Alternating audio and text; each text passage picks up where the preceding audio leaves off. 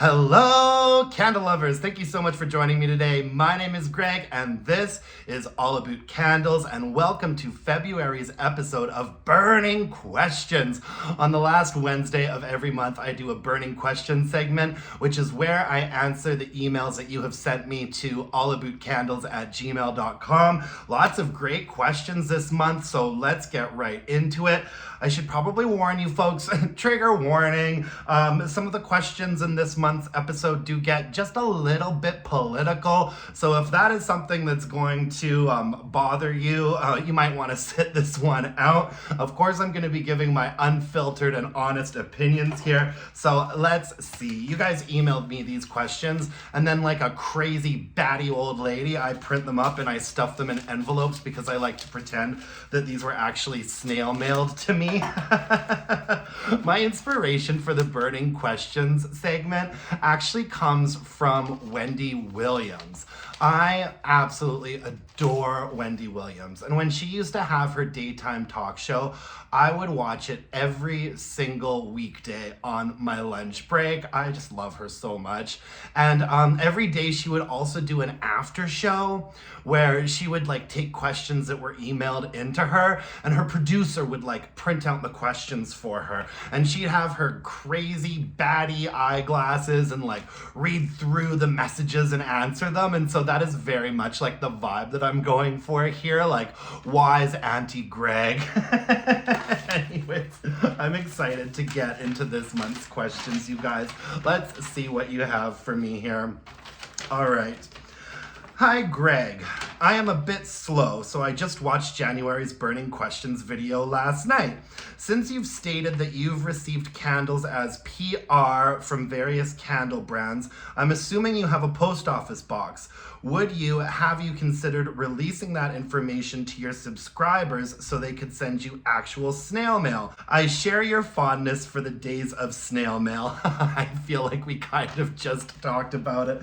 This question comes from Melissa. She's got quite a few questions here, so we're gonna get to all of them. Melissa, I do not have a PO box set up yet. When I'm reached out to by candle companies that might want to send me some PR, I kind of just investigate the company and make sure that they seem like above board and legit, and then I do give them my house address.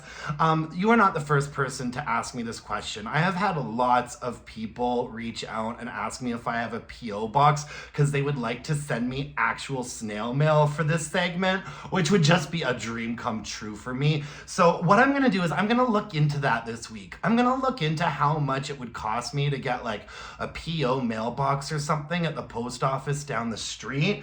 And if it's not really expensive or complicated to do, I'm absolutely gonna set one of those up because I would love to be getting real snail mail and stuff from you guys. So I'm definitely gonna look into that, Melissa. You've got some other questions here. Since you're new to Goose Creek and seem to really enjoy Goose Creek candles, are you worried about not being able to get them soon because our president is a moron? Melissa's words, not mine. Have you researched other possible brands to feature on your channel? Yeah, Melissa, so I am a little bit concerned about the sort of impending tariff war, trade war that we might be on the precipice of. In fact, to the point where, it's funny that you bring up Goose Creek. I actually messaged Summer from Fragrance Junkie not too long ago, and I was like, I don't know how much longer I'm gonna be able to place Goose Creek orders, girl. Could you send me a list of candles that you really think I should try? Because I'm about to place a massive order. And that's what I did. I actually have a Goose Creek order on its way to me that was fairly huge because I am a little bit worried that a lot of companies might just stop shipping to Canada altogether. And I did actually email Goose Creek and ask them about this, and I did that about 3 days ago, and they haven't responded to me yet, which to me means that they probably don't know yet either. I mean, this is just new territory and a time of a little bit of uncertainty, and so I really don't know how this is gonna impact my candle buying right now. Like I said, I placed a big Goose Creek order with the thought that it might possibly be my last Goose Creek order for quite a while, but we don't really know that much about the consequences that this whole situation might have on things like this yet. So I haven't entered like full-blown panic mode. You also ask, have you researched other possible brands to feature on your channel? I mean, I feature all different kinds of brands of candles on my channel. There are a couple candle brands that I haven't gotten around to featuring yet that I really do want to feature. And so, yeah, I mean, I'm always searching for new candles to have on my channel, and I really don't know what's gonna happen in terms of like the trade war and how that's gonna affect everybody's candle buying habits. You got another question here for me. It says, do pour dates really matter? I can imagine that the oils used might lessen in strength over time, but I've also heard people say that they are burning candles that they've had in their stash for at least a year. Thoughts? Thank you for the time and dedication you put into your channel and responding to comments. The last few years have been rough, and your cheerful disposition has been a welcome change, Melissa. Oh, thanks, Melissa. That really means the world to me. That's such a sweet thing to say. Doing my little silly channel really sort of brightens my life up as well. Do pour dates really matter? So, there's a whole bunch of different theories on this, you guys. One of the theories is that certain types of wax and candles actually cure and get like stronger over time. I was recently talking to the owner of a candle company that uses 100% soy wax candles, and they say that soy wax doesn't hold fragrance for an extremely long time, and they recommend burning their 100% soy wax candles within a year, or else the fragrance oils do start to dissipate. Now, I don't actually purchase a ton of 100% soy wax candles. It's not my favorite kind of wax candles to burn.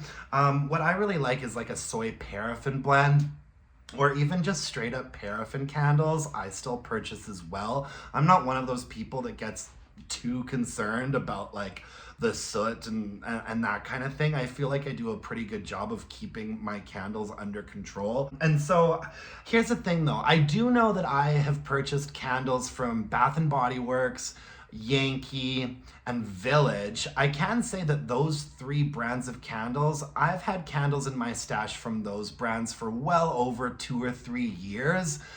3 years is kind of my rule. I try not to keep any candles around for longer than 3 years. Not just because of them possibly like expiring, but also just because I don't consider myself a candle collector. The candles come in, the candles get burned, the candles go out. You know what I mean?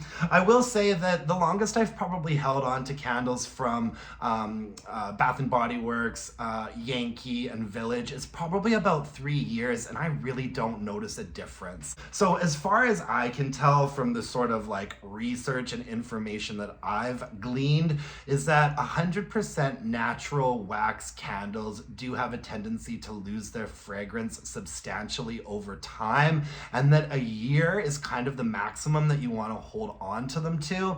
When it comes to other blends though, specifically paraffin blends, I haven't had any issues. I haven't noticed any real change in quality, but the longest that I ever hold on to those candles is like 3 years, maybe 4 years max. So I hope that helps. And, you know, this is a little bit of conjecture on my part. That's just kind of what I've heard and noticed throughout my own years of candle burning. All right. Thanks for writing in, Melissa. I really appreciate it. We've got some questions now from Nick, who is from Toronto. Shout out Toronto, and shout out to you, Nick. It says, "Hi, Greg. I have a few questions for the Burning Questions segment. Are there any Canadian candle brands you'd recommend, or brands that won't ding Canadians with high shipping costs and duties?" Yeah, so there are a couple Canadian brands that I do recommend. One of them actually being Milk Jar. And I brought out one of their candles here so that I could show it to you. Milk Jar is a Canadian company, and they're actually based out of Calgary, here where I live. And I've been to their studio before, and I've purchased lots of candles from them. And they do use a coconut soy wax blend. This is actually one of my favorites. It's called Huga, and the scent notes on it are vanilla, tobacco, cedar, and sea salt. And this is my favorite candle from this company. I've purchased it many a time. Look at how cute. Look at how cute this is. Yeah, Milk Jar is probably one of my favorite Canadian brands for sure. Oh, that smells so nice. Vanilla, tobacco, cedar, and sea salt. These candles will run you about $36. So they're not super cheap. However, it isn't 100% natural wax, and I find that the strength and throw on these are pretty good. Some of them are about a 5.5, but this one in particular, Huga, gets to about a 6.5 or a 7 when it comes to strength and throw for me. And they do use the wooden wicks that crackle a little bit. I haven't really been able to make up my mind yet on how I feel about candles with wooden wicks. Sometimes I find the sound that they make comforting and pleasant, and sometimes I find the sound that they make to be kind of annoying and almost a little bit distracting. I think it might depend a little bit on the mood that I'm in, but this is a really great Canadian company with some great fragrances, and I think that if you buy a certain amount, they ship for free in Canada if you reach that amount, and they also ship to the United States. So I think Milk Jar is a really great Canadian company. They also do a lot of really good work too. They employ a lot of people that have disabilities, and they also donate a portion of all their candle sales to charity. And so I've really enjoyed Milk Jar as a candle company that, you know, they come from right in my backyard. I can drive to the Milk Jar factory in about 20 minutes. So I've always enjoyed them. Another Canadian brand that I really like is called Serendipity. They do some really, really interesting candles and some really interesting fragrances. I don't happen to have any Serendipity candles in my possession at the moment, but the format that I really actually like buying from them, they do these huge, like 5-wick, like 70-ounce candles, and they've got some really interesting scents. I wrote a couple of them down so that I could remember to tell you about them. One of the scents that Serendipity does is a coconut and vanilla, which is really lovely. They have a Fraser fir scent that I enjoy, and they also have a spectacular Earl Grey and lavender. And they have all sorts of different sizes and formats. I'll put some pictures of their candles up here for you to check out. I love those big jumbo 5-wicks though. You can get them to pour you a jumbo 5-wick candle in any fragrance, and they last forever. It's like a 250-hour burn time. They burn really cleanly, really nicely, and I'd say that the strength and throw on the candles that I've burned from them is usually around like a 6, somewhere between like a 5.5 and a 6.5. So really decent for strength and throw. Out of those big 5-wicks, you're definitely getting like a 6.5 for strength and throw. Some of the smaller formats that I've purchased from them are around like a 5.5 or a 6. So yeah, definitely check out the Serendipity Candle Company. I think that they're based out of Toronto, but I might be wrong on that. So don't necessarily quote me for sure, all right? Oh, you also asked about brands that won't ding Canadians with high shipping costs and duties. You know what? Goose Creek is actually really good for that. Goose Creek charges a flat rate of $15 Canadian for shipping and handling, but I don't think that that's that bad. They will also charge like the duties and taxes that you might incur right when you place the order, and it's usually somewhere between like $5 to $10, which I think is pretty reasonable. They've done a really good job of like shipping their candles out to me in a really decent amount of time. So I definitely do recommend checking out Goose Creek if you're a Canadian and you're not at the point yet where you're like completely boycotting American brands. Yeah, absolutely. And also Amazon is a really great place to check out candles if you live in Canada. Obviously, if you're a Prime member, you get lots of like free shipping and stuff like that, and easy returns as well. You've got some more questions here. Is it just me, or is the final third or a quarter of a candle less enjoyable than the initial part? Why is that? I find myself just wanting to get through the tail end of a candle. Yeah, and I think you're probably specifically talking about 3-wick candles from Bath and Body Works. It's become very apparent, especially over the last like 4 or 5 years, that the last third of a 3-wick candle from a lot of brands, brands that do like the Bath and Body Works format, you get them from Goose Creek, Yankee does a lot of them now. You do tend to have issues with those candles when it comes down to the last third, and I can't really tell you exactly why. If I knew the answer, then hopefully these companies would know the answer and we wouldn't have issues with the last third of like 3-wick candles. I don't know why they tend to like dud out or get murky or get dirty, all that kind of stuff. What I can recommend doing is, if you have the last third of a candle and it's not burning well, sticking it under a candle lamp or in a candle warmer is usually what I do. That way you can still get the fragrance out of the last third of a candle and not be so annoyed by the fact that it's like dudding out or doing whatever it is. I mean, I think that all of us have been there, Nick. We have all been there. All right, you have one more question. Any thoughts on high-end candles, such as diptyque? How are they different than more affordable candles like Bath and Body Works? Any that you would recommend exploring?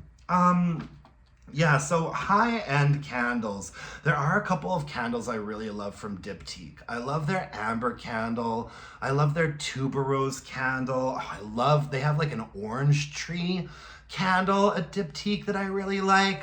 When I'm also thinking of like high-end brands, Jo Malone comes to mind. Jo Malone do a really good like wood, sage, and sea salt candle that I'm kind of obsessed with, and those are pricey. Like diptyque and Jo Malone candles, they're running you somewhere, depending on like the size and the format that you get, these candles are between like $75 to like $250. My thoughts on these high-end candles, I guess, you know what? They do offer some really beautiful fragrances, and it's not that much different than when you're thinking of different qualities of perfume or cologne. To a certain extent, when it comes down to the fragrance, you're getting what you pay for. You're getting more interesting, nuanced, higher quality fragrances from high-end brands, such as diptyque, Jo Malone. And what I will say about those higher end brands is that they've got some absolutely lovely fragrances.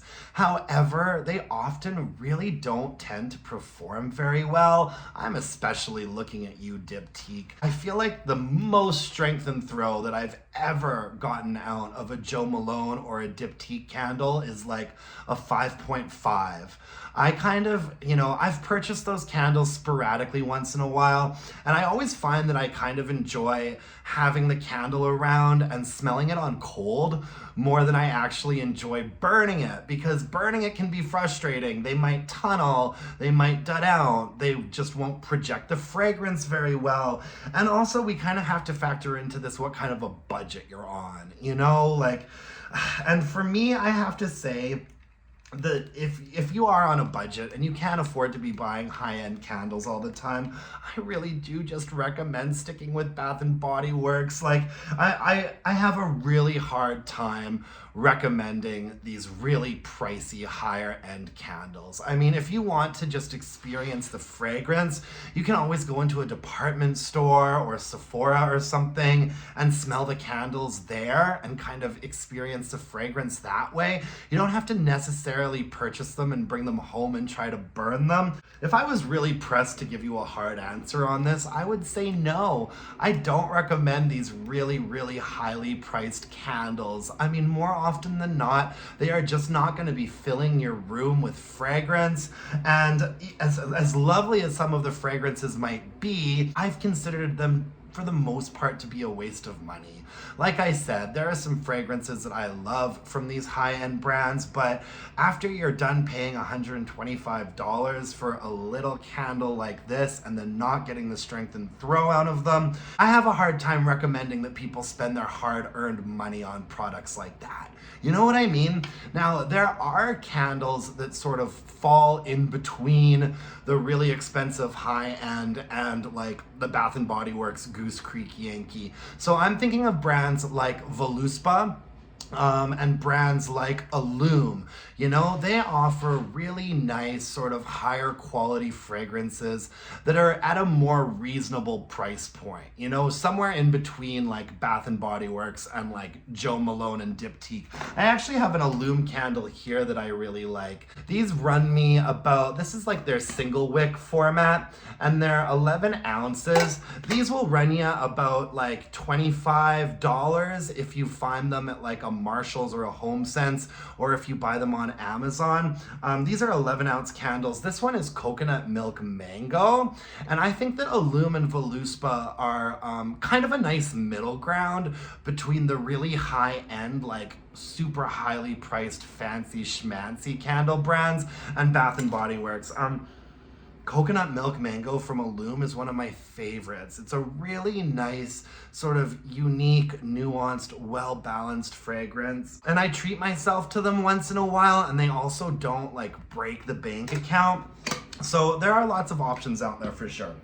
Thank you so much for your questions, Nick from Toronto. I think it's the first time that you've ever written in. I really appreciate it. Let's move on to another question. We have got the single mom. She's asking, how do you know when a candle used under a warmer or crock is done? That's a really good question. So if you are, you know, let's say that you don't burn your candles, you only ever lamp them or crock them, how do you know when they're finished? Well, this is really kind of up to your discretion. For me, once the candle has kind of stopped projecting fragrance under a lamp or in a candle crock, that's when I call it a day. The candle's not gonna say to you, hello, I'm all out of fragrance, you can throw me out now.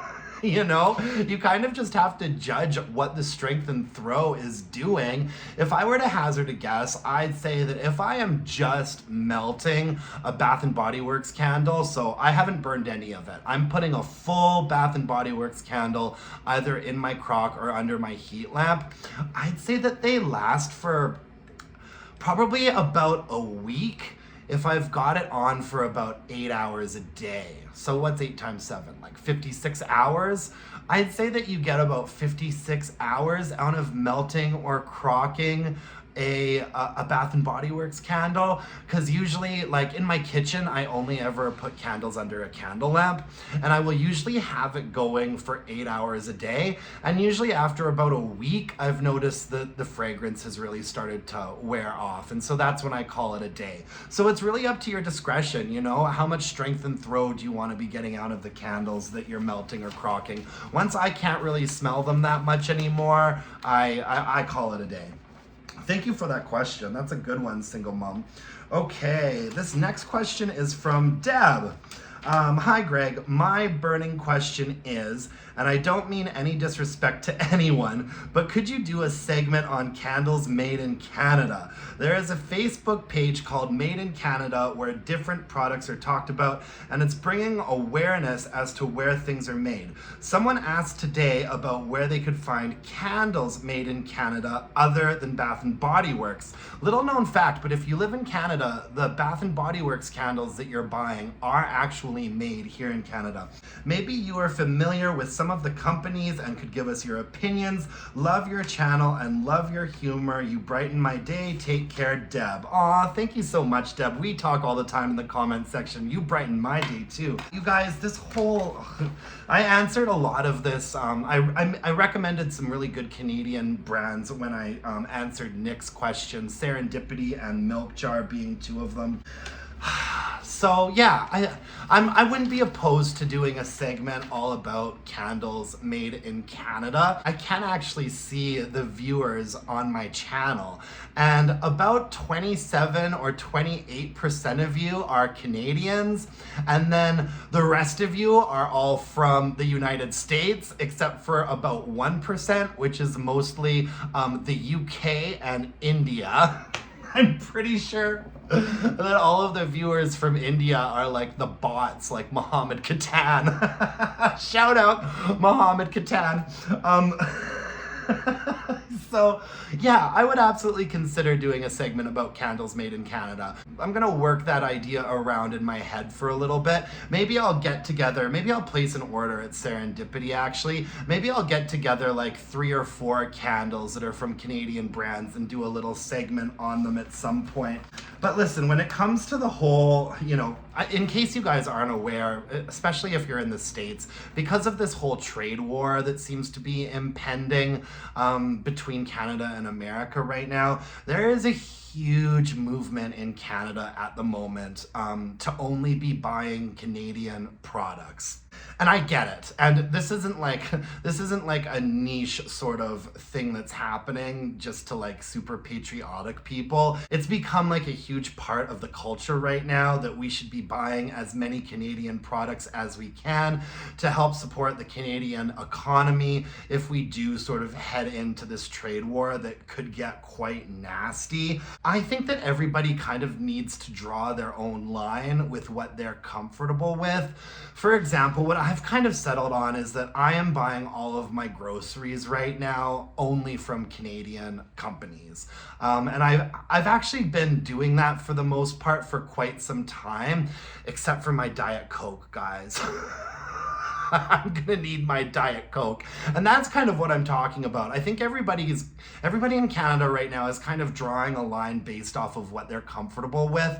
I'm not convinced that 2 wrongs necessarily need to be making a right in this situation, folks. What I've been doing is I have been only buying Canadian groceries for quite a while now, and ever since all this stuff has started happening, I've been being a little bit more mindful of that, and it's quite easy actually to buy all Canadian groceries. And so that's kind of what I've committed to doing to sort of help the Canadian cause, because I do think that groceries are important. That's something that, everybody needs to be able to afford and have access to. However, I am not gonna stop buying like apparel and candles and things like that. I'm not gonna stop buying from American brands that I love. I'm just not. I don't think that that is really, in my opinion, helping out the situation a lot. Like, we're punishing American brands because of what is happening in politics right now. Goose Creek is obviously a very American company, and I'm gonna continue purchasing from them for as long as I can. Same with Illume, same with Voluspa. I'm gonna keep going to Palm Springs every winter. I'm gonna keep going to Vegas and Chicago and all of the places in America that I love to visit. I'm just not on this 100% boycott America page, like, I think it's really sad what's happening now. I hate that at all of the sports games we're starting to like boo each other's national anthems. Like, I feel like this is exactly what, the powers that be in the administration want. They want us all sort of fighting with each other and engaging in these culture wars to sort of distract from all of the other big problems that are happening, and frankly distract us from the real class war struggle that is happening and the widening gap between the rich and the poor. Okay, I really don't want to get into this too much. And I realize, Deb, that you didn't specifically ask me about any of this at all, but I've gotten so many questions and comments lately about this whole trade war situation that I kind of just wanted to put my thoughts and opinions out there right now. I am not going to be boycotting American candle brands. I'm sorry, I'm just not. Now, there is a very real chance that we're going to start getting completely priced out of buying American products and traveling to America. That is a very real possibility as well, but I think that we're just gonna have to wait and see what happens and then act accordingly. But yeah, Deb, I'm absolutely gonna ponder the thought of doing sort of a more specific like Canadian segment. I think that would be fun because there are a lot of really, really good Canadian candle brands out there that I would like to feature a little bit more on my channel. All right, let's get into some more questions. Oh my gosh, you guys. I've been drinking so much cold brew. I've been drinking so much cold brew to get through today. I don't know if I'm ever gonna fall asleep tonight. I might be pulling an all-nighter. Good Lord. All right, let's see what we've got here. Another burning questions envelope. Ooh, I wonder who this is from. Oh dear. Okay. This question comes from Jane, who goes by Just Me Years 2025 on YouTube. Let me just say real quickly, I really do appreciate it when you guys write me. I appreciate it when you tell me what your name is on YouTube because sometimes I don't know. So it's really nice to like attach a real name and a person to like the YouTube handles that we all use. All right, this question from Jane says, have you ever had a candle hurricane melt off the labels of your candles? My hurricane is messing up my labels so badly. It must be giving them too much heat and the heat is getting trapped in it and I am anal about my candles looking nice. I've never had this problem, Jane. I use a hurricane very, very often for all different kinds of candles, and I have never had a candle hurricane melt the labels off of my candles before. The only time that I've ever really seen my labels get sort of melted or singed off is if for whatever reason the flame gets like too close to the jar. I've seen like wraparound labels and stuff get a little bit singed and melted, but I've never seen that happen, I don't think, because of a hurricane. I'm curious as to what kind of hurricane you're using and what kind of candles you're putting in there. My guess is that you might be using a hurricane that doesn't have enough like diameter, doesn't have enough width. You know, I feel like there should probably be a couple inches of space between like the jar of the candle and the walls of the hurricane. You know, if you've got a candle in a hurricane with hardly any space around it, I could imagine that that possibly might create too much heat that would affect the labels on your candles. But I've never had that problem before. Most of the hurricanes that I use, there's at least 1 or 2 inches space between the candle and the wall of the hurricane. So I would suggest maybe just looking into that, the size of the hurricane and the size of the candle. That's the only reason I can think of. Like I've had labels melt off candles before or get a little bit singed, but not ever because of a hurricane. Be careful, keep your eye on those, Jane, because that could be a possible fire hazard. What is the strongest Yankee candle that you have ever met? Well, I mean, if we're gonna talk about Yankee Candle, like what era are we talking about? Because back in like the 90s, even maybe a little bit in the early 2000s, I think Yankee Candles were really strong across the board. I'd say that a lot of Yankee Candles used to always be delivering like an 8 or even a 9 for strength and throw. And as the company has kind of changed hands like over the years and, you know, the company has struggled a little bit and they haven't been putting out the same quality of products that they used to for a really long time now. I can tell you that the strongest Yankee candle that I burned in a really long time was chocolate layer cake. And I do have a review out for chocolate layer cake. I think I might have just posted it last month or maybe the month before. That is the strongest Yankee candle that I've burned in probably the last like 4 or 5 years. I'd say that got up to about an 8 for strength and throw. So, you know, when it comes to like what's available to purchase right now, I can vouch for chocolate layer cake being a really strong one. All right, you got one more question here, Jane. What would you recommend from Goose Creek? I've never received a candle from them ever that I liked and performed well. I loved rainbow sugar, but I had the large jar and it had no smell. Huh, that's interesting. So I've only been purchasing from Goose Creek for about a year now. And so the only format that I've ever experienced from them are their 3 wick, like 14 ounce format. The candles that look almost exactly the same as the Bath and Body Works candles.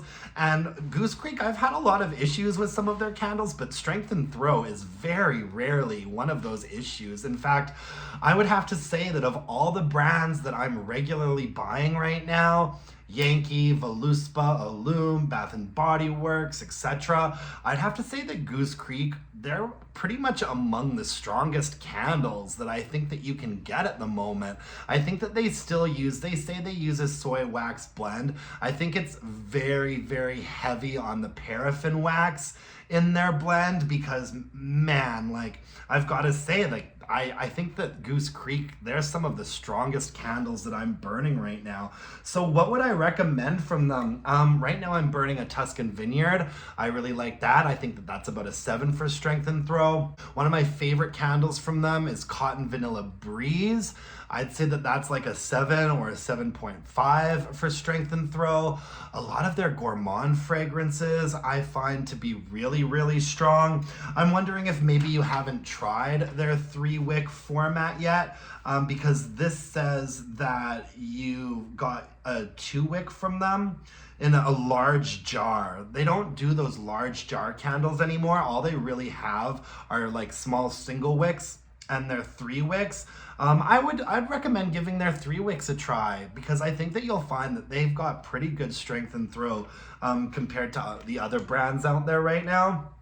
All right, Jane says, also, I wanted to show you what I do with my empty jars. Oh my gosh, I love this. I usually put glowing LED lights in these, which elevates it, but my nephew got to my LEDs this Christmas and tore the ones I had hidden away apart. I didn't get around to ordering more. I also make Halloween ones with orange, black, and purple sparkly balls and green LEDs. I find mini coffins and mini horror icons to glue on top. Picture attached. I have many Christmas minis, but they are packed up right now. My favorite is my mini snowman to go on top. Oh, by the way, I don't know if you would remember, but I was Jingle All the Way on YouTube and then turned into Just Me Year 2025. I absolutely remember you. We talk all the time, girl. I love, this is so cute what you do with like your empty candle jars. I have to tell you, I am not a very crafty person. I'm just not. I'm not good at drawing. I'm not good with a hot glue gun. I'm not good in a craft store. Every time I go to Michael's, all I ever buy there are candles. I am not a very crafty person, but I'm putting up these pictures of what you do with your empty jars because I think that's a great idea for a lot of people that are out there. And it's also going to lead into a question that somebody else asked. In fact, that question is up next, and it comes from Heather, also known as Apropos Heather. We talk all the time. Auntie Greg here, darling. She makes me laugh a lot. So this question comes from Heather, and she says, ooh, I just thought of a burning candle adjacent question. What on earth do you do with all your empty candle vessels? Some are so pretty that I hate to throw them away. But how many vessels can you use to change jewelry or keys? Thanks, Auntie Greg, Heather. Okay, well, here's a great answer for you, Heather. The stuff that Jane is doing with her empty candle jars look fabulous, but I agree with you. You know, I have run out of ways to repurpose my candle jars as well. Like, I definitely, you know, some of the nicer looking jars, the ones that I usually save are the jars that are like fully colored, not like the jars that have wraparound labels or just singular labels on them.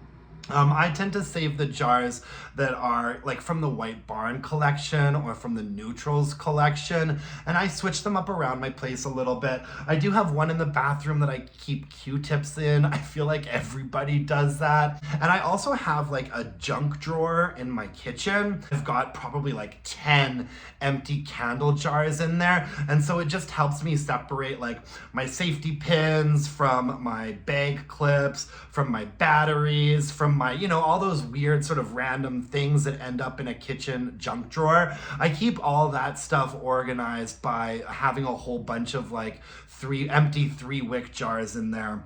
But yeah, no, I get where you're coming from, Heather. I have absolutely reached my limit as well when it comes to repurposing candle jars. And so what I do is I just make sure, I just try to do a really good job of like cleaning out my candle jars and making sure that they get recycled properly. I kind of do that. One of the things about buying a lot of candles, a lot of products from Bath and Body Works, one of the things that I do feel a lot of guilt over is like all of the single-use plastic and all of this single-use glass that we go through. And so I guess I kind of just encourage everyone to do their best to make sure that they're recycling as much as they possibly can.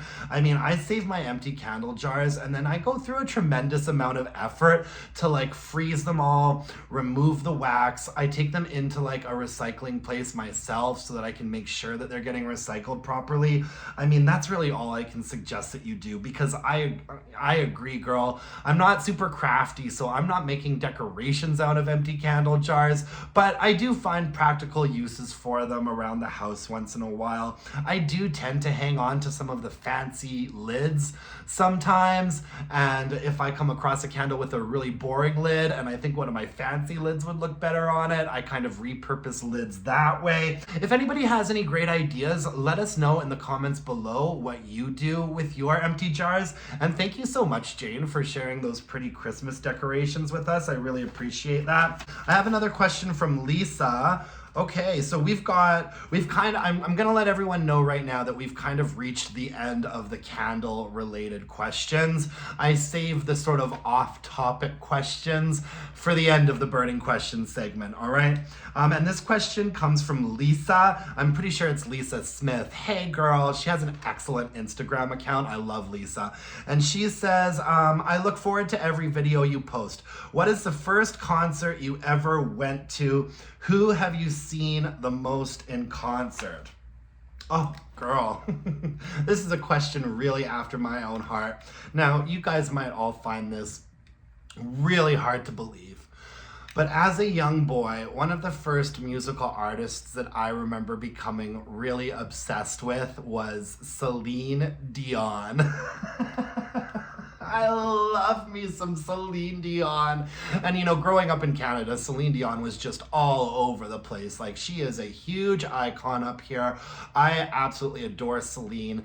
And she was technically, I think, you know, my parents took me to like weird little shows and concerts, of course, when I was a kid. But the first real sort of big concert that I remember going to at like a big venue is Celine Dion. Because I was obsessed, and my mom took me. Like, I was so young that it was like my mom took me to this concert. I remember a very young Gregory. I was sitting around the kitchen table doing my birthday dinner with my family, and I was starting to feel a type of way about the lack of presents, you know, spread over the table, right? And I remember thinking to myself, there are not a lot of presents up on this dining room table for my birthday dinner. What the heck is going on, right? And one present from my aunt, one present from somewhere else, and then the only present that my mom and my dad were apparently gonna give me was an envelope. And so I opened up the envelope, and what do I find? 2 tickets to see the Celine Dion Falling Into You tour. I mean, I was pretty young at the time, like to the point where my mom had to explain that we were actually gonna go see Celine Dion like live in person. We were gonna go to a big room and actually be in the room and watch Celine Dion sing live. And so that was my first real concert, and let me tell you something, you guys. That curtain came up, and Celine Dion took to the stage, and her voice pierced my spirit and spoke to my heart. I will never forget it. So yeah, Lisa, my first concert was Celine Dion. My first concert that I was old enough to go to by myself, I think, was Savage Garden. I think it was a Savage Garden concert. Yeah. But Celine Dion was definitely like my first like big ordeal concert. Well, thanks for asking me that, Lisa. That really just took me on a trip down memory lane. Lisa, I forgot to answer the second part of your question. The artist that I have seen live in concert the most is definitely Tori Amos. Probably not a lot of people have heard of her, but I've been obsessed with her for years, and I like stalk her when she goes on tour and see as many shows as I can. Probably seen her over 50 times. Obsessed. Love her. All right, I have a question here. Another Heather. Hi, Greg. Hope you're back to good health. You must have sent me this question when I was being affected by the plague of a cold that I had. I am back to good health now. Thank you for thank you for worrying about me, Heather. I think you've answered all of my questions that I've had about candles throughout your burning questions videos. So I'll just ask a general one. Aside from RuPaul's Drag Race and the Real Housewife franchises, what other series do you catch yourself binging? I'd love to trade recommendations if I better understand your interests. I recently watched Joan, about the UK's most notorious jewel thief of the 80s. So much 80s glamour and goodness, and based on a true story. A must watch. Heather. Ooh, Heather, that sounds good. Jewel thieves in the 80s. I'm gonna add this one to my list for sure. I don't actually sit down and like binge watch a ton of TV because I don't really have the time for it. Like, most of the TV that I'm watching is like very intentional. I really like a lot of the HBO shows, Game of Thrones, The Last of Us is about to come back, and I actually really like, watching a show on a weekly basis and having something to talk about with people in between episodes and stuff. I will say that I do really enjoy binge watching Stranger Things. When a new season of Stranger Things comes out, I do find myself quite captivated and will sit down and watch many episodes at a time. I'm really looking forward to Night of the Seven Kingdoms, which is another Game of Thrones spinoff. I'm really looking forward to season 2 of The Last of Us, which is going to be showing up on HBO pretty soon. I'm really into Yellow Jackets right now. Yellow Jackets just started season 3, and it's really good. And there is a TV show that I'm binge watching right now, White Lotus. Oh my God. Jennifer Coolidge. I love her so much. So season 3 of White Lotus just came out, and people have been talking about it. All my friends are watching it, and I just never had the time to like get on the White Lotus train. And so over the last week, I've been binge watching White Lotus season 1 and season 2 so that I could get all caught up for season 3. As it turns out, I don't really think it's one of those shows that you really need to have watched the previous seasons for the new season to make sense. It seems like every season is kind of like a different location with a different set of characters, although I was really happy to see that they brought Jennifer Coolidge back for season 2 of White Lotus. I really, really love that. But yeah, no, lots of Real Housewives, RuPaul's Drag Race. My friends come around to my place every single Monday night. We like have sort of RuPaul's Drag Race night at my place. Everyone brings a snack or a glass of wine, and we watch whatever like Drag Race franchise is airing. What other shows do I binge watch? If you're looking for something good and bingeable on Netflix, I really enjoyed The Crown. I kind of waited until, but I'm kind of obsessed with like England and the monarchy and stuff like that. I kind of waited until The Crown was like completely finished and then binge watched that. That was a really good one. And yeah, Pose. Pose is a really good show. I like that a lot. And I hope I gave you some ideas, Heather. I'm definitely gonna check out Joan and the Jewel Thieves. That sounds like something right up my alley. Hi Greg, I love your channel. You've mentioned that April 1st will be the 1-year anniversary of the channel and that there will be some changes. Please tell me you'll still be uploading regularly. I've grown accustomed to getting my daily candle fix from your channel. Thanks, Greg. Andrea from Winnipeg. Hey, Andrea. Actually, I have a lot of family in Winnipeg. I've spent a lot of time in Winnipeg over the years and when I was growing up. How's your winter been, Andrea? Oof, the one thing about Winnipeg, those winters are not to be screwed with. So yeah, in April, it is gonna be the 1-year anniversary of all Aboot candles. I started the channel on April Fool's Day last year. I think that the very first video that I uploaded was a review of strawberry pound cake from Village Candle. Ooh, I really hate watching those like super old videos that I did. It took me a while to kind of like get into a decent rhythm and be able to talk reasonably well while I was recording. And yeah, there are gonna be some changes, when I get to the 1-year anniversary of this channel. When I started doing this channel, I challenged myself to release a video every day for the first month. And I did that, and I actually found that it was really easy and like not taking up as much time in my schedule as I was afraid that it would. And so then I kind of like reset my challenge to release a video every single day for the entire first year. And so part of the reason why I've been releasing a video every single day on this channel is just because I kind of put this like crazy challenge on myself that I've been really determined to see through. And truth be told, I actually did just miss a video for the first time. I got so busy last week that for the very first time this year, I didn't release a video on a Saturday. I kind of skipped my Goose Creek candle haul on Saturday. I just had too much going on to be able to get around to it. So I'm gonna continue releasing a video every day until April 1st, just so I can sort of meet this challenge that I've kind of set upon myself as well as I can. And come April 1st, things are going to have to change.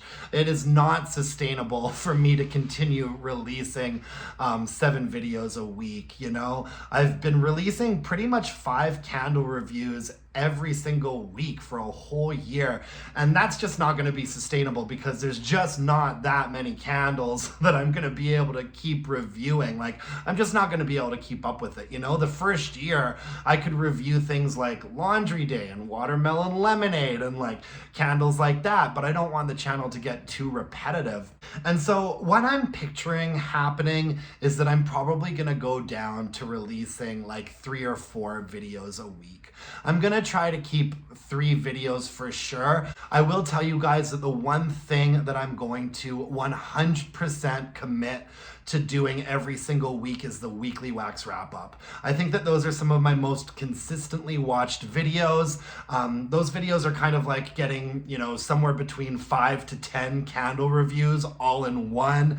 And then at the end of those videos, you know, we talk trash, spill the tea, talk about candle news, talk about personal stuff. So the one thing I'm gonna absolutely commit to doing every single week, every single Sunday, is gonna be the weekly wax wrap up. I do buy a lot of candles, and so I also picture myself releasing a candle haul video pretty much every Saturday as well. And then during the week, I am going to have to give myself a little bit of a break. I'm going to keep doing burning questions probably once a month, and I'm probably going to continue to post at least 1 or 2 candle reviews, you know, during the weekdays. All right, so come April 1st, the channel's not going away. You know, I'm gonna keep doing the channel for sure. I don't want anyone to think that it was just, some people have misinterpreted what I've said before as me saying that I was only intending on doing this channel for a year. That's not the case at all. But I am gonna go from releasing 7 videos a week to releasing 3 or 4 videos a week.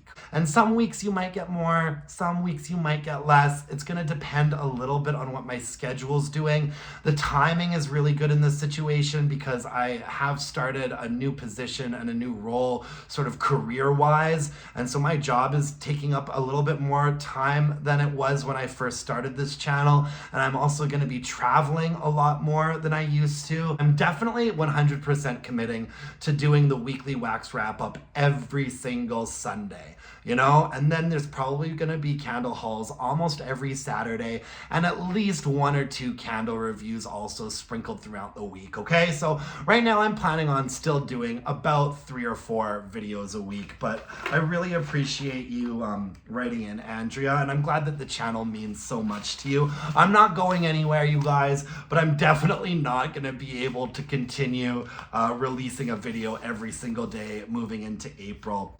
That's burning questions for February, you guys. That's all the questions that I got. Some really good questions in there. Good Lord, I have talked for a long time. I'm gonna be back tomorrow with a candle review, so stay tuned for that. And until next time, my dear, gorgeous, and beautiful candle-loving friends, let's burn some candles and bitch about it. Thanks, you guys. Bye now.